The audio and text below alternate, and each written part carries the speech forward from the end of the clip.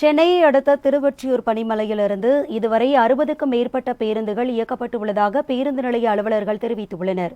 கூடுதல் விவரங்களை செய்தியாளர் கர்ணன் வழங்க கேட்கலாம். கர்ணன், நீங்க இருக்கக்கூடிய பகுதியில் எத்தனை சதவீதம் பேருந்துகள் இயக்கப்படுகின்றன? ஓட்டுநர்கள் என்ன தெரிவிக்கிறாங்க, பயணிகள் என்ன தெரிவிக்கிறாங்க? கர்ணன், வணக்கம் அரசி. இரண்டாவது நாளாக தொடர்ந்து பேருந்துகள் இயக்கம். வழக்கம் போல பேருந்துகள் இயக்கப்படுவதால் பயணிகள் தங்கு தடையின்றி செல்கின்றனர். 6 அம்ச கோரிக்கைகளை வலியுறுத்தி போக்குவரத்து தொழிலாளர்கள் நேற்று முன்தினம் முதல் போராட்டத்தை அறிவித்த நிலையில், இதனால் அண்ணா தொழிற்சங்கம் உட்பட 20க்கும் மேற்பட்ட தொழிற்சங்கங்கள் ஒன்றிணைந்து போராட்டத்தை அறிவித்த நிலையில் தற்போது பேருந்துகள் அரசு முறையாக இயக்கப்பட்டு வருகிறது. வடசென்னையில் பகுதியிலான தண்டாரப்பேட்டை, திருவொற்றியூர், வள்ளலார் நகர் உள்ளிட்ட பகுதிகளில் பெரும்பாலான பேருந்துகள் இயக்கப்பட்டு காலை முதலில் மக்கள் பயணம் செய்து வருகின்றனர். அசோகங்கள் எதுவும் நடக்காமல் இருக்க பணிமனைகளில் போலீசார் பாதுகாப்பு பணியில் ஈடுபட்டுள்ளனர். பகுதியில் இயக்கக்கூடிய பேருந்துகள் அல்லது சுமார் 300க்கும் மேற்பட்ட பேருந்துகள் வைக்கப்பட்டு வருகிறது. குறிப்பாக வெகு விரைவில் செல்லக்கூடிய பேருந்துகளான திருவான்மியூர், கோயம்பேடு, திருவேற்காடு, பூந்தமல்லி பேருந்துகள் காலை முதலில் மக்கள் பயன்பெறும் வகையில் இயக்கப்பட்டு வருகிறது.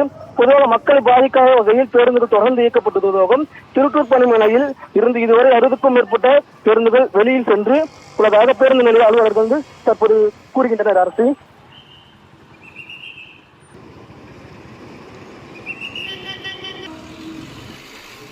கர்ணன், உங்களுடைய விவரங்களுக்கு நன்றி.